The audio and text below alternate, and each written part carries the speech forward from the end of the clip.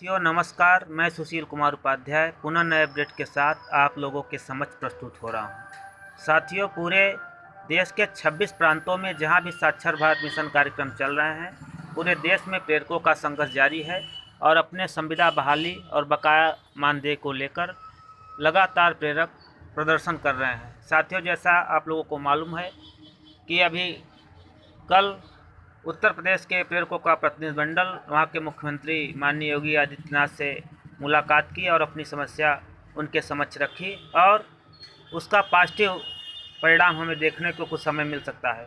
साथियों, आप लोगों को मालूम है कि 5 राज्यों में अभी विधानसभा हुए हैं जहाँ पर भारतीय जनता पार्टी को हार खानी पड़ी है और इसी कड़ी में प्रेरकों की निगाह अब कांग्रेस पर है, क्योंकि जिन 3 बड़े राज्यों में कांग्रेस विजयश्री पाई है, राजस्थान, छत्तीसगढ़ और मध्य प्रदेश में अब कांग्रेस की निगाह उन पर टिकी हुई है। साथियों, कांग्रेस, जैसा कि हम पहले परिप्रेक्ष्य में आपको दिखा रहे हैं, छत्तीसगढ़ जहां पे नेता प्रतिपक्ष टी.एस. सिंहदेव, जो कि इस समय मुख्यमंत्री के भी प्रबल दावेदार हैं, उन्होंने लिखित आश्वासन हमारे साक्षरता प्रेरकों को दिया था, जिसमें उन्होंने लिखा था कि साक्षर भारत कार्यक्रम के अंतर्गत जिला विकास खंड कार्यक्रम समन्वयक एवं प्रेरकों के संबंध में विषय अंतर्गत लेख है कि साक्षर भारत कार्यक्रम अंतर्गत सतत शिक्षा साक्षर भारत कार्यक्रम में कार्यरत 16,802 प्रेरकों एवं 130 जिला विकास खंड कार्यक्रम समन्वयकों को कांग्रेस की सरकार बनने के बाद दूसरे विभागों में योग्यता के आधार पर नियुक्ति हेतु आवश्यक उपाय किए जाएंगे। साथ ही विभाग के रिक्त पदों पर नियुक्ति के समय प्रेरकों और कार्यक्रम समन्वयकों को प्राथमिकता दी जाएगी। साथियों, सुशील कुमार उपाध्याय न्यूज़ चैनल आपको हर समय प्रूफ के साथ सही और 100% सही जानकारी आपको देती है। आपको विश्वास वर्धन होता रहे, इसलिए हर चीज़ का आपको प्रूफ दिखाया जाता है। तो साथियों, इस समय इन 3 राज्यों में, बड़े राज्यों में प्रेरकों की निगाह कांग्रेस पर है, क्योंकि अभी सरकार बनने की प्रक्रिया चल रही है। तो साथ ही पहला जो बड़ी खबर है छत्तीसगढ़ से, जहां पर नेता प्रतिपक्ष और मुख्यमंत्री के प्रबल दावेदार और कैबिनेट उन्हीं के देखरेख में चलेगा, जिन्होंने अपने लेटर पैड पर लिखित रूप से हमारे पक्ष में फैसला दिया है।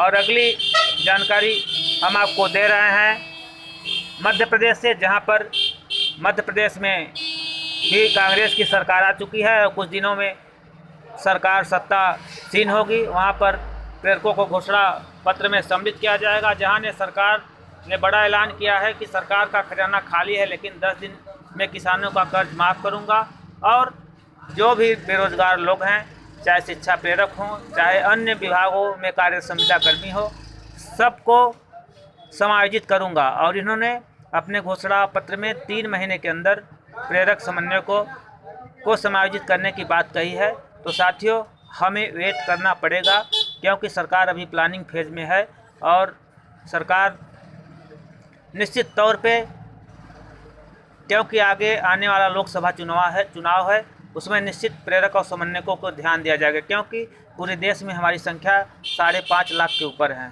और तीसरी खबर आपको मैं दिखा रहा हूँ, राजस्थान से है, जहाँ पर प्रेरकों का शिक्षा संकुल पर होने वाला प्रदर्शन रद्द।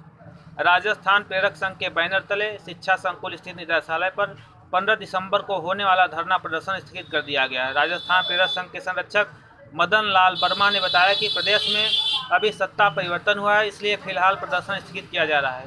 अब ये नई सरकार के सामने अपनी मांग रखेंगे और इसके बाद उनकी सुनवाई नहीं हुई तो प्रदेशव्यापी आंदोलन किया जाएगा, क्योंकि राजस्थान में भी कांग्रेस ने प्रेरकों को नया काम देने और नई योजना में समायोजित करने की बात कही है। तो साथियों, हमें धैर्य रखना पड़ेगा, क्योंकि सरकार हमारे कार्य के प्रति कृतज्ञ है और निश्चित तौर पे हमें किसी अन्य विभागों में समायोजित करने की बात कर रही है।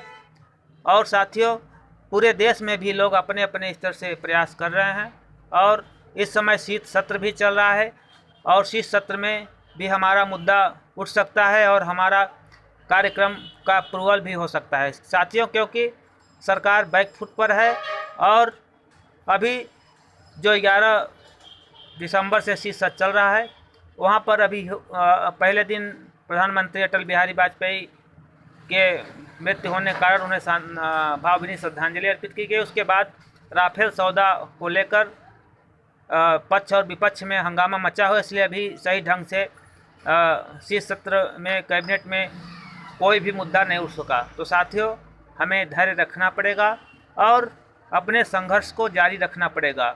अभी तमाम राज्यों से विचार विमर्श चल रहा है। आने वाले समय में दिसंबर लास्ट या जनवरी के फर्स्ट सप्ताह में बड़े आंदोलन का भी ऐलान हो सकता है, जो कि दिल्ली में आयोजित होगा। साथियों, इसकी सूचना जैसे ही वार्ताक्रम में हमें मिलेगी मैं आपको दूंगा। तो साथियों, आप लोग धैर्य रखें और संघर्ष को जारी रखें। निश्चित तौर पे आने वाले समय में हमें शुभ संकेत मिल सकते हैं और हम अपने मान सम्मान को पा सकते हैं। जैसे पुनः नया अपडेट मिलेगा मैं आपको देने का प्रयास करूंगा। आपका सुशील कुमार उपाध्याय।